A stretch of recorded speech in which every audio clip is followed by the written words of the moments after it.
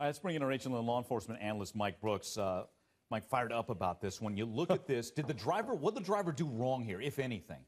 He would happen to be on the road with these punks at the same time. That's what the only thing he did wrong. He and his family driving up West Side Highway, and you saw those punks all around him here, Mike. You know, they're messing with him, and they do this all the time. They've done this other incidents around New York City also. Look at him. You can see the driver taunting the guy, hey, slow down. They think they own the road. So he happened to bump the bike. And then I think he probably left there because he was in fear of his life. And then when he did stop, when he got off West Side Highway, right near the GW Bridge, they could open the door, and then he takes off again. See that biker there? That's Christopher Cruz. He is taunting the driver, looks like anyway to me, and he cuts in front of the driver, that Range Rover there, and he bumps him. By the way, his name is Christopher Cruz, charged with menacing, reckless endangerment, reckless driving, and endangering the welfare of a child. Keep in mind, everybody, there's an innocent little 2-year-old in the back of that Range Rover. So, Mike, as this is unfolding, I mean, and there's the 2-year-old again. Yeah. And we'll show you again what happened at the end when one of the bikers trying to put a fist through a window that could have hit that 2-year-old.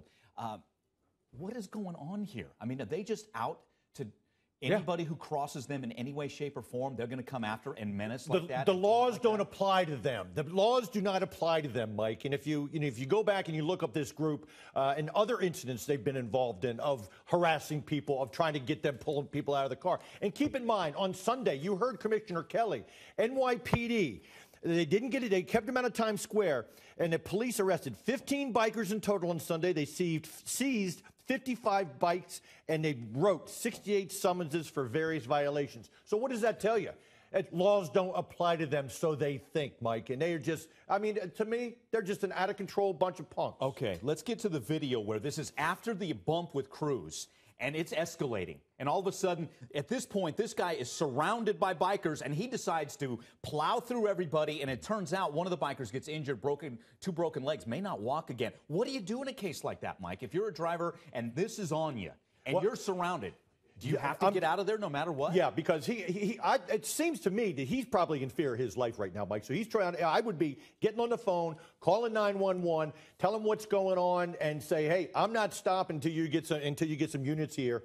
Because he finally did. He got off somewhere around the GW Bridge by looking at this scene. Do we know if he called 911 or not? We don't know. Okay. We haven't heard. But you know what, though? That's the first thing you do. Right. But as part of this investigation, you didn't hear about him getting charged for leaving the scene or anything else by NYPD. So who's at fault here? Who's to blame? I say it's those punks from the Hollywood stunts. Yeah, here's their statement, by the way, and they gave it to ABC News. Under no circumstances do we condone any type of violence, hate, or any riding that can harm pedestrians or riders. The incident that occurred in Upper Manhattan was very unfortunate and disturbing. Okay, that's their statement. Let's get to the ending here.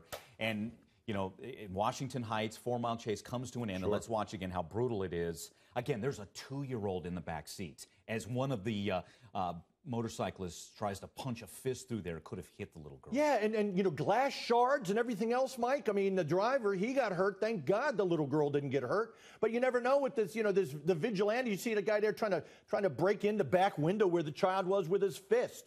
You know, I hope he broke his hand. But anyway, you know, you look at this, and it's just they're out of control, totally out of control. Do you keep? I think a lot of people. Okay, what do I do? I made my call. Do I keep driving? Yeah. Do I stay on the freeway? Do I get off and go on an off ramp? I would have kept on the freeway because you know if you're going fast, they can go faster than you because you know they go up and down the roads here in Atlanta on I-20 up you know excess of 120 miles an hour when police helicopters can't keep up with them.